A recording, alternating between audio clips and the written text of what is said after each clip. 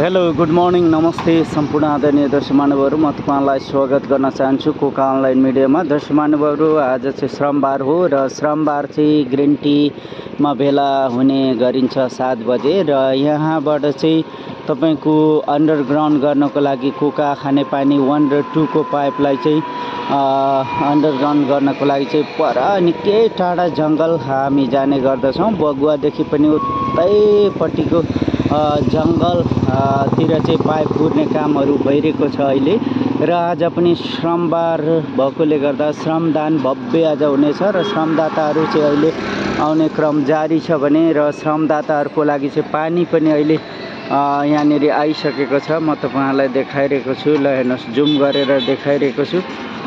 पानी यहाँनिर अहिले झारिरहेको छ, गाडीबाट चाहिँ यसरी पानी झरिरहेको छ।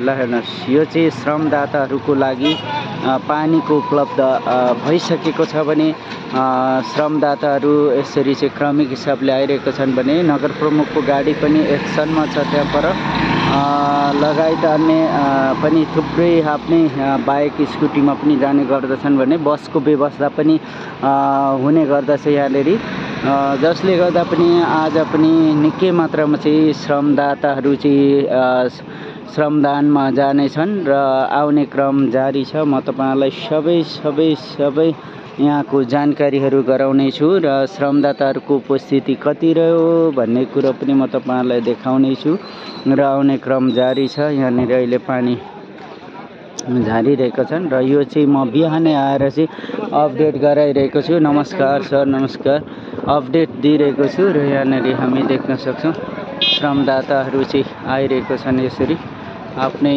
पर्सनल बाइक स्कुटीमा पनि आइरहेको छन् भने पानी झार्ने काम धमाधम प्रशासनले गरिरहनु भएको छ। ल हेर्नुहोस् है आजको माहौल यस्तो छ। पानी रात बिहान पनि परेको थियो तर अहिले रोकिएको छ, एकदम आनन्द छ, शान्त छ।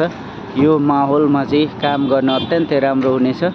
ल मैले तपाईहरुलाई अपडेट गराएँ, बाँकी पनि अपडेट गराउँदै लानेछु। Thank you so much. कर्मीज्यूहरू लगायतमा उपस्थित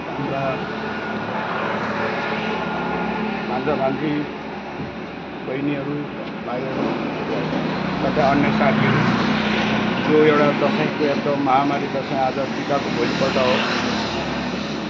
कोही व्यक्ति देश विदेश जान्छ, कोही व्यक्ति आउने, कोही व्यक्ति जाने क्रममा हुँदा र यो माहौलमा आज यो फेरि पनि सुन्नीमा पार्नको लागि चाहिँ भनौँ सहयोग लिएर आउनु दाता हुनुहुन्छ। उहाँको दाताको नाम मुना गुरुङ र उहाँले चाहिँ स्वर्गीयवासीहरूको नाममा गर्नुभएको छ। म वाचन गरेर गइरहेको छु।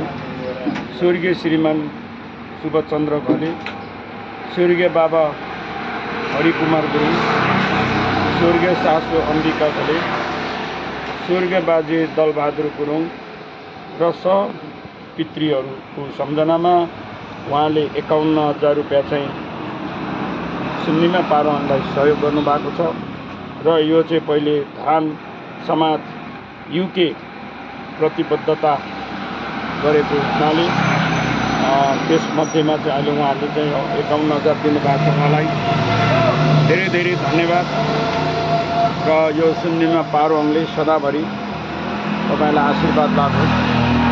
आशा छ अबको दिनमा हाम्रो यो के अरे सुन्नीमाले सबैलाई आशीर्वाद दिँदैछ जस्तो लागेको छ मलाई पनि।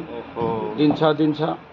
हामी पूर्व मेचीदेखि महाकालीसम्म छरिएका सम्पूर्ण दाजुभाइ तथा दिदीबहिनीहरूलाई के भन्न चाहन्छु भने यो अब दिन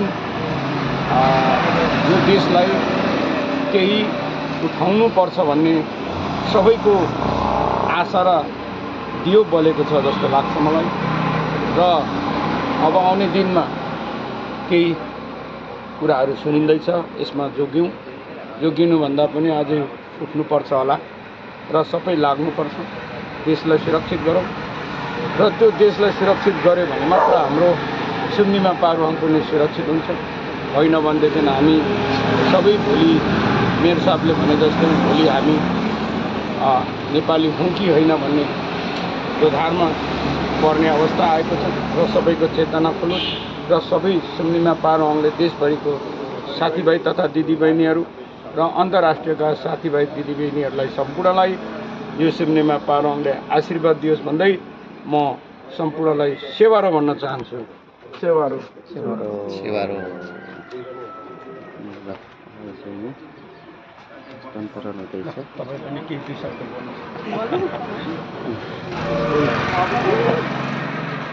के भन्ने हो दाजु?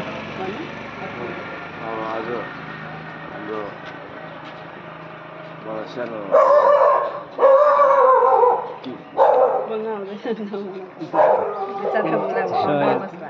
सहयोग हाम्रो घरबाट परिवारबाट गरेको हामी यसरी नै सुम्निमा पारुवाङलाई सबैले सहयोग सुम्निमा पारुवाङलाई यसरी नै अब सबैले सहयोग गरिदिनु होला होइन। हामी सबैको आशीर्वाद रहोस् होइन। हाम्रो दिदीको केही छ?